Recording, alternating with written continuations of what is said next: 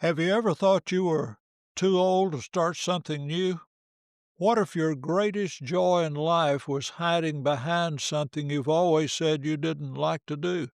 How can a 70-year-old who once dreaded writing end up publishing books, blogs, and podcasts? Is it ever too late to discover a new passion, or could your next chapter be your best one yet?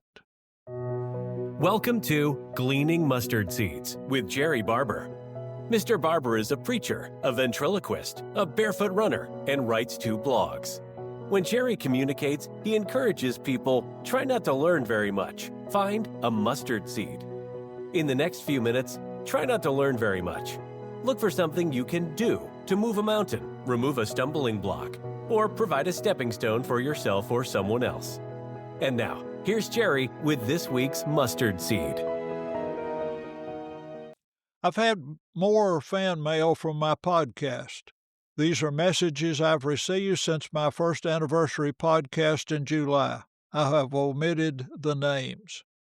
August 18 from Nashville, Indiana. Jerrie, you covered many pertinent areas that need to be discussed between elders and future preachers. It was refreshing to hear members included in the discussion. I'm in my 70s and have never heard a sermon or class exploring the issues involved in this subject. October 20, Waverly, Tennessee. I wanted to thank you for sending me the link to Gleaning Mustard Seeds back when you started. I have been encouraged listening to them. I should have sent a note sooner, but in this week's episode you said you work better with encouragement, and I felt it was past time for me to offer some encouragement to you. I like the short and to-the-point lessons and look forward to hearing them every Monday. Sometimes it's late when I get to them, and sometimes time gets away and I have to do some catching up, but I always enjoy them. May God continue to bless you and your family in the work of the kingdom. October 31 from Pennsylvania. Good afternoon. I attend a congregation in central Pennsylvania. My wife and I moved to the area 13 years ago. The congregation has been without elders for 15 years. I've often discussed our need to establishing elders in our business meetings, but I can't seem to generate any desire with the men. Can you point me in a direction or offer some advice to help us in this goal? I feel I am ready to serve, but of course, I can't do this alone. We desperately need elders to shepherd the flock. Thank you for your responses and encouragement. If any of you or anyone listening to this podcast would like for me to reply, please contact me at my email, jerrie@barberclippings.com, jerrie@barberclippings, or call me at 615-584-0512. Thank you for every message, every like on Facebook, and personal comments.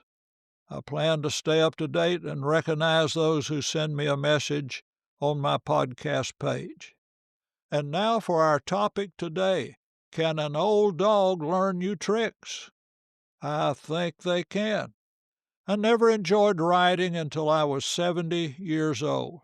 I didn't like writing term papers in high school and college. I put off starting the research until the last week and wrote them the night before. On Thursday, before they were due, I'd go swimming that night. I'd buy one Coke to split between Gail and me. I'd start writing about 10 o'clock. I'd write a page and Gail would type it. That process went on until about 5 in the morning. I'd go to bed and sleep until Gail finished typing the last page. At that point, she woke me up. She refused to type the bibliography. I typed the bibliography, went to class, turned in my term paper, played tennis, came home, went to bed. In my preaching, I enjoyed studying, preparing sermon outlines, and delivering the message. I just didn't like writing one sentence after another and one paragraph after another. However, throughout my ministry, I wrote an article for the bulletin each week. For 11 years that I preached in Dalton, Georgia, I had an article in the newspaper office by 5 o'clock each Wednesday afternoon and never missed a week. I read somewhere years ago that a person should do something every week they didn't like doing but needed to. Those were my two projects each week that I didn't like doing but needed to, and I found them profitable. J.C. and Betty Choate visited the Central Church in Dalton while I was there.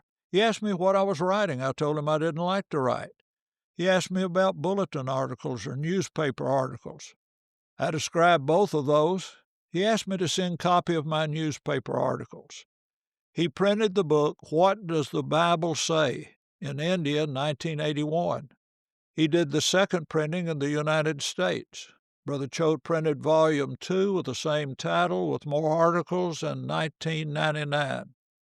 I led my first New Shepherds Orientation Workshop for the Fairlane Church in Shelbyville, Tennessee in November 2013.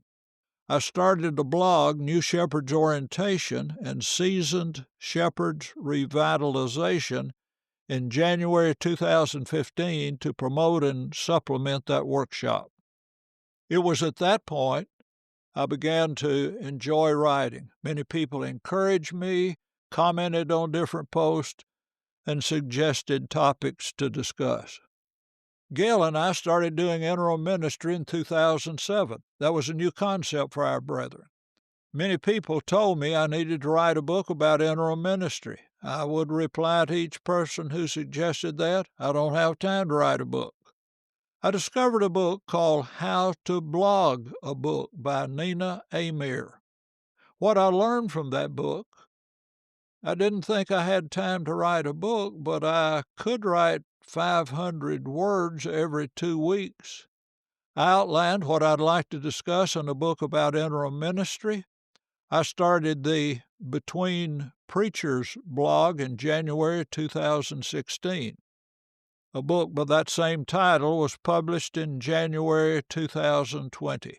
It's available in hardcover, paperback, Kindle, and audiobook. I'll put links to these in the show notes. A couple of years ago, our daughter, Christy Parsons, and her son, Braden Parsons, suggested that I start a podcast. My first reaction, I don't want to do it. But after thinking and talking some more, I took an online course called Audio Books Made Easy. I decided I'd enjoy podcasts. This is episode 78 of something I at first didn't think I wanted to do. Incidentally, I do much of my writing for blogs and podcast scripts by dictating into a word processor. I use Apple Pages. I say what I want written and have to do relatively little editing. I can speak faster and easier than I type. My experience is that an old dog of 80 years old can still learn new tricks. Thank you for listening to Gleaning Mustard Seeds with Jerrie Barber. If you found a mustard seed, send a text or email with the link to a friend. This podcast was brought to you by Gail Barber's book, Fleecy Clouds, One Woman's Story of Surviving and Thriving After Childhood Abuse, by Gail Champion Barber and Alice Sullivan. Gail writes in the introduction to her book, I hope you find a blessing in this book that will add to your life and you can share with others. A difficult beginning didn't ruin the remainder of my life, and it doesn't need to ruin yours either. You can order your book from Amazon. There is a link in the show notes. Thank you for listening. Jerrie looks forward to next week as we continue to collect and plant mustard seeds.